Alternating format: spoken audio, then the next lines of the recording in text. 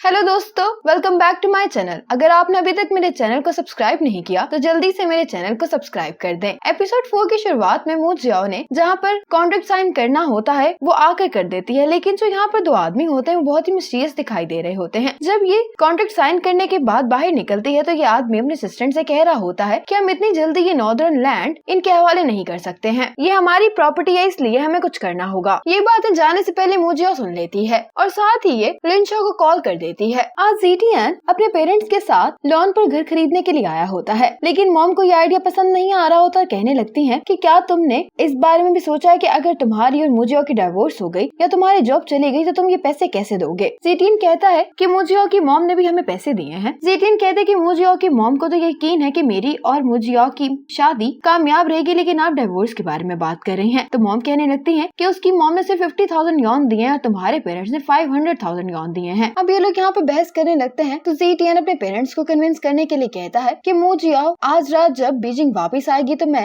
घर पर उसको डिनर के लिए बुलाऊंगा और उससे हम ये बात डिस्कस कर लेंगे कि क्या वो मेरे साथ इस घर की पेमेंट्स देगी या नहीं। टियानरोंग को जॉब से निकाला जा चुका होता है, इसलिए अब ये पार्क में बैठकर अपने न्यू जॉब्स तलाश कर रही होती है, लेकिन इसे कोई भी जॉब नहीं मिल रही होती। जाओ को भी इस मसले के बारे में पता लग गया होता है, लेकिन मू जियाओ ने इन्हें टाइम पर इन्फॉर्म कर दिया होता है तो इन्होंने मसला हैंडल कर लिया होता है और इस पर लिन शॉ इसको अप्रिशिएट कर रही होती है कि तुमने आज बहुत अच्छा काम किया है। उधर ज़ेटियन अपने पेरेंट्स के साथ डिनर पर मू जियाओ का वेट कर रहा होता है, लेकिन मू जियाओ तो इसकी कॉल भी नहीं उठा रही होती। उसकी वजह ये होती है कि इस मसले को कवर अप करने के लिए जिन लोगों को इसके बारे में पता होता है वो एक्स्ट्रा वर्क कर रहे होते हैं। जब बहुत इंतजार करने के बाद भी मू जियाओ नहीं आती है तो इसके डैड कहते हैं कि लोन के लिए तुम अप्लाई कर रहे हो, इसीलिए ये डिसीजन भी तुम्हें लेना होगा कि तुम किस तरह से घर की पेमेंट अदा करोगे। लेकिन ज़ेटियन को बहुत बुरा लग रहा होता है कि मू जियाओ आज क्यों नहीं आई है और ना ही इसकी कॉल उठा रही है। अब टियानरोंग सोने के लिए लेटी होती है कि डोर नॉक होता है, ये बाहर जाती है तो एक आदमी खड़ा होता है जो ये कह रहा होता है कि मैं इस घर का मालिक हूँ। ये अंदर आ जाता है तो टियानरोंग इसको अपना कॉन्ट्रैक्ट दिखा रही होती है तो ये आदमी बताता है कि तुम लोगों के साथ स्कैम हुआ है, एक्चुअल में ये घर मेरा है और तुम खुद ही बताओ कि इतनी कम प्राइस पर ये घर तुम्हें कौन रेंट पर देगा। टियानरोंग कहती है कि मैं जानती हूँ कि अब हमारे साथ स्कैम हो गया है, लेकिन मेरी दोस्त भी अभी तक जॉब से वापस नहीं आई है और इतनी रात को मैं और वो भला कहाँ जाएंगे। तो ये आदमी कहने लगता है कि मैं अभी अब्रॉड से वापस आया हूँ, ये मेरा घर है इसलिए मुझे तो यहीं पर रहना है, मैं भी कहीं और नहीं जा सकता हूँ। मुझे जब अपने ऑफिस से निकलती है तो ये अपने कोलीग से ये बात कर रही होती है कि तुम्हारी वजह से मुझे इतना काम करना पड़ा है, इसलिए तुम्हें तो मुझे डिनर पर लेकर जाना होगा। इसका कोलीग कहते कि ठीक है मैं तुम्हें किसी दिन डिनर पर ले जाऊंगा, लेकिन मुझे कहती कि आज ही तुम क्यों ना मुझे डिनर पर ले जाओ। यहाँ पर ज़ेटियन आ जाता है जो इन दोनों को इस तरह से साथ देखकर जेलस हो जाता है। इसका कोलीग मुझे से पूछता है कि ये कौन है तो मुझे कहती है मेरा बॉयफ्रेंड है। ये अपना हाथ मिलाने के लिए ज़ेटियन से आगे बढ़ाता है, लेकिन ज़ेटियन ने मुझे का हाथ पकड़ा होता है और कहता है कि मैं तुमसे हाथ नहीं मिला सकता हूँ। ये देखकर इसका कुलीग इसे सी ऑफ करके यहाँ से चला जाता है। ज़ेटियन कहता है कि तुम्हें अपने कुलीग के साथ ही चले जाना चाहिए था क्योंकि वो तो तुम्हें डिनर की ट्रीट दे रहा था। मुझे कहती कि वो सिर्फ मेरा कुलीग है। ज़ेटियन कहता है कि मैं जानता हूँ, लेकिन तुमने आज मेरे अलावा मेरे पेरेंट्स को भी इतना इंतजार करवाया है और ऊपर से तुम मेरा फोन भी अटेंड नहीं कर रही थी। मुझे कहती कि काम पर एक इमरजेंसी आ गई थी इसीलिए मैं तुमसे माफी मांगती हूँ। मुझे अपना फोन चेक करते तो इसका फोन डेड हो चुका होता है। ज़ेटियन कहता है कि मुझे सच बताओ कि आखिर तुम्हें यहाँ पर जॉब कैसे मिली है, क्योंकि तुमने मुझे बताया था कि तुम्हारा भी कोई बैकग्राउंड है जिसके जरिए से तुम्हें ये जॉब मिली है। मुझे कहती कि हाँ मैंने ऐसा बताया था, लेकिन तुम अब ये सवाल क्यों पूछ रहे हो। ज़ेटियन कहता है कि क्या तुम्हें सीनियर की मदद लेकर इस ऑफिस में आई हो। मुझे ये बात सुनकर इतना गुस्सा आता है कि अपना बैग इसको मारते कहती है कि मेरे साथ आओ। फिर ये अपने ऑफिस की हर जगह इसको दिखाने लगते और कहती है कि हम यहाँ पर बैठकर मीटिंग कर रहे थे। ये गुस्से में अपने ऑफिस की एक जगह इसको दिखा रही होती है। मुझे कहती है कि तुम मेरे काम को अपने काम के साथ कंपेयर नहीं करो, क्योंकि मैं 24 घंटे अपनी ड्यूटी पर होती हूँ। जब भी मुझे कॉल आती है तो मुझे काम करना पड़ता है, क्योंकि मुझे सिर्फ एक बात का ही डर है कि अगर मैंने इतनी मेहनत ना की तो मुझे इस ऑफिस से निकाल दिया जाएगा। ज़ेटियन को भी गुस्सा आ जाता है, वो कहने लगता है कि मैं तुम्हें जब भी कॉल करता हूँ तुम हमेशा ही बिजी होती हो। मुझे चिल्लाते हुए कहती है कि मैंने तुम्हें बताया तो है कि मैं किस काम में इतना बिजी हूँ। फिर जब ज़ेटियन थोड़ा सा रिलैक्स होता है तो कहने लगता है कि एक्चुअल में मुझे तुम्हारे बारे में ही परेशानी है। मुझे कहती है कि मेरे पास और कोई चॉइस नहीं है, बाकी सब बहुत आसानी से इंग्लिश पढ़ लेते हैं, लेकिन मुझे इंग्लिश पढ़ने के लिए और समझने के लिए डिक्शनरी की जरूरत पड़ती है। मेरे कोलीग्स जो काम सिर्फ फोन कॉल करके ही हल कर लेते हैं, मुझे उन मसलों के लिए भी सबवे लेकर उन लोगों की मिन्नतें करनी पड़ती हैं, क्योंकि मैं चाहती हूँ कि मैं बीजिंग में तुम्हारे साथ अपना एक घर बनाऊं ताकि तुम्हें बाद में ये रिग्रेट ना हो कि आखिर तुम उस दिन उस लड़की से क्यों नहीं मिले जिसके पास बीजिंग में घर और गाड़ी थी। ज़ेटियन कहते हैं कि तुम किस लड़की के बारे में बात कर रही हो, और वैसे भी हम बहुत जल्द घर खरीदने वाले हैं। मुझे चिल्लाते हुए कहती है कि उस घर के सारे पैसे तुम्हारे पेरेंट्स ने दिए हैं और मैं कभी भी तुम्हारे पेरेंट्स के दिए हुए घर में खुश नहीं रह पाऊंगी। जीटियन कहता है कि तुम्हारा इस बात से क्या मतलब है? क्या तुम मेरी फैमिली को अपनी फैमिली नहीं समझती हो? मुझे कहती है कि मेरा ये कहने का मतलब नहीं था, लेकिन मुझे लगता है कि हमें बैठकर बात करनी चाहिए। तो जीटियन चिल्लाते हुए कहता है कि क्या तुम्हारे पास बात करने का वक्त भी है? और कहता है कि तुम्हारा सारा टाइम तुम्हारे काम का ही है, क्योंकि तुम्हें बीजिंग में अपने लिए एक लाइफस्टाइल क्रिएट करना है। ना तुम्हारे पास मेरे लिए वक्त है, ना ही मेरी फैमिली के लिए। ये कहकर जीटियन यहाँ से चला जाता है। अब अगले दिन इतने घर देखने के बाद फाइनली मुजिया और टियानरोंग को एक घर मिल ही जाता है, लेकिन इस घर में इनका एक रूममेट लड़का होता है जो कि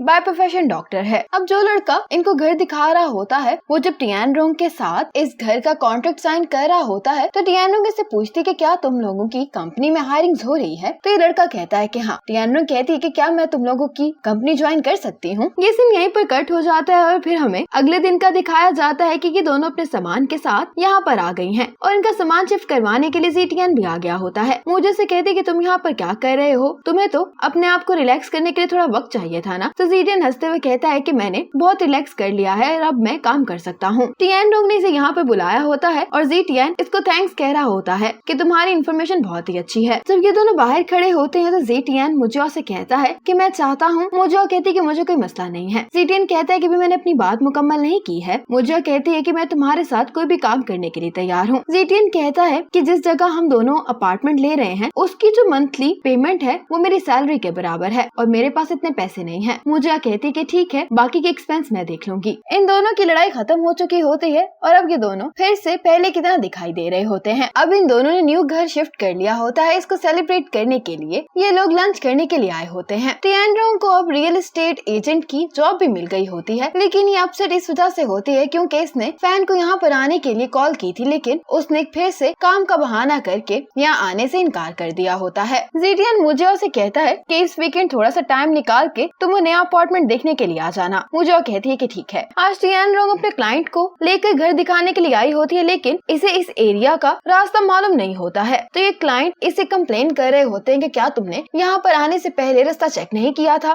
जब ये करीबी लोगों से रास्ता पूछ रही होती है तो इसके क्लाइंट यहाँ से चले जाते हैं। जब ये अपनी कंपनी वापस आती है तो इसका मैनेजर इसे बहुत डांटता है, तुम्हारी वजह से हमारे क्लाइंट चले गए हैं। टियानरोंग इसकी डांट सुनकर रोने लगती है, लेकिन फिर ये वापस आती है और इसके पैसे टेबल पर रख देती है और कहती है कि ये आपका वो नुकसान है जो मेरी वजह से हुआ है। आज जब जीटियन ऑफिस में होता है तो इसका कोलीग आकर इसको पैसों का एनवेलप देता है जो कि इसके इंटरेस्ट के पैसे होते हैं। ये देखकर तो जीटियन बहुत ही हैरान हो रहा होता है क्योंकि इस दफा इससे बहुत ही ज्यादा प्रॉफिट हुआ होता है। लीगोंग का मैनेजर उनको सब कुछ एक्सप्लेन कर रहा होता है कि सोसाइटी का फेज 2 भी ओपन होने वाला है और इसकी पब्लिसिटी के जो भी इंतजाम थे वो कर दिए गए हैं, लेकिन ये लीगोंग को बता रहा होता है कि यादोंग अपार्टमेंट का फेज 2 इतना पॉपुलर नहीं है जितना कि फेज 1 था, तो क्यों ना हम थोड़ा सा कस्टमर्स को डिस्काउंट दे दें ताकि वो यादोंग अपार्टमेंट्स में अपना ज्यादा इंटरेस्ट शो करे। लीगोंग कहता है कि यादोंग अपार्टमेंट्स की जो प्राइस है वही रहेगी। अब ये दोनों अपार्टमेंट देखने के लिए जा रहे होते हैं तो जीटियन मुजिया से कहता है कि मेरे कोलीग के मुताबिक आजकल स्टॉक मार्केट में बहुत ही ज्यादा बेनिफिट हो रहा है, तो क्यों ना हम फेज 2 के ओपन होने तक ये पैसे स्टॉक्स में इन्वेस्ट कर दे। मुजिया कहती है कि तुम स्टॉक्स के बारे में कुछ भी नहीं जानते हो, इसलिए तुम्हें उस फील्ड में अपना पैसा इन्वेस्ट नहीं करना चाहिए जिसके बारे में तुम्हें बिल्कुल भी कोई नॉलेज नहीं है। अब ये दोनों ही यादोंग अपार्टमेंट्स ही देखने के लिए आ गए होते हैं। जो यहाँ पर एम्प्लॉय होती है वो इन्हें कहती है कि अगर आप लोग आज ही अपने लिए अपार्टमेंट रिजर्व करवा लेते हैं आपको फायदा होगा, क्योंकि यादोंग अपार्टमेंट के मालिक के मुताबिक फ्यूचर में इनके प्राइस और भी बढ़ते रहेंगे। फिर ये दोनों अपने अपार्टमेंट के लिए पैसे डिपॉजिट करवा देते हैं। अब फिर जब ये एम्प्लॉय पूछते हैं कि आपको घर के पेपर्स पर किस किस का नाम मेंशन करवाना है, तो जीटियन तो दोनों का नाम बोलता है, लेकिन मुजिया कहती है कि मैंने तुम्हें कहा तो था कि मेरा नाम लिखवाने की जरूरत नहीं है। तो ये एम्प्लॉय कहती है कि पहले आप डिस्कस कर ले, मैं बाद में आती हूँ। ये दोनों डिस्कस करते हैं, लेकिन मुजिया इसे यही कहती है कि मैं अपना नाम पेपर्स पर नहीं लिखवाऊंगी। जीटियन बहुत इंसिस्ट करता है, लेकिन मुजिया भी अपनी जिद की पक्की होती है, इसीलिए घर के पेपर्स पर सिर्फ जीटियन का ही नाम लिखा जाता है। बाहर आने के बाद ये दोनों बहुत खुश दिखाई दे रहे होते हैं। जीटियन तो मुजिया को पकड़कर घुमाने ही लगता है और कह रहा होता है कि फाइनली अब हमारे पास अपना घर भी है। आज मुजिया अपने ऑफिस में बैठकर यादोंग अपार्टमेंट के पम्फलेट पढ़ रही होती है कि इतने में इसकी कोलीग आती है तो कहती कि क्या तुम घर बाय करने वाली हो? तो मुजिया कहती कि मेरे बॉयफ्रेंड ने घर खरीद लिया है। जब इसकी कोलीग यादोंग अपार्टमेंट का नाम सुनती तो कहती है कि ये तो डॉन ग्रुप का प्रोजेक्ट है और हम उनके लीगल एडवाइजर हैं। मुजिया कहती है कि अगर ऐसी बात है तो मुझे तुमसे पहले ही डिस्कस कर लेनी चाहिए थी, हो सकता है कि मुझे कोई डिस्काउंट मिल जाता। तो इसकी कोलीग कहती है कि ऐसा सोचना ही फजूल है, क्योंकि जो डॉन ग्रुप के मालिक हैं मिस्टर ली वो बहुत ही स्ट्रिक्ट हैं इस मामले में कि वो किसी को भी डिस्काउंट नहीं देते हैं। अब मोजियाओ को लिनशाओ का मैसेज आता है कि इसे काम के सिलसिले में फिर से आउट ऑफ सिटी जाना है। ये जीटियन को कॉल करके बताती है कि मैं आउट ऑफ सिटी जा रही हूँ, इसलिए तुम गुस्सा नहीं करना। जीटियन कहता है कि ठीक है, बस तुम मेरी कॉल्स और मैसेजेस का टाइम पर जवाब दे देना। अब जीटियन अपने कोलीग से ये बात कर रहा होता है कि फ्यूचर में मैं और मोजियाओ मिलकर घर की पेमेंट दिया करेंगे, लेकिन मुझे नहीं लगता कि तब मोजियाओ अपने लिए इतने महंगे महंगे जूते खरीद पाएगी। इसका कोलीग उसको कहता है कि अगर कोई लड़की तुमसे शादी कर रही है और उसका लिविंग स्टैंडर्ड पहले से भी नीचे गिर जाएगा तो भला वो तुम्हारे साथ कैसे खुश रह पाएगी। ये बात सुनकर जीटियन थोड़ा सा हैरान हो जाता है और इसी मोमेंट पर एपिसोड 4 खत्म हो जाती है।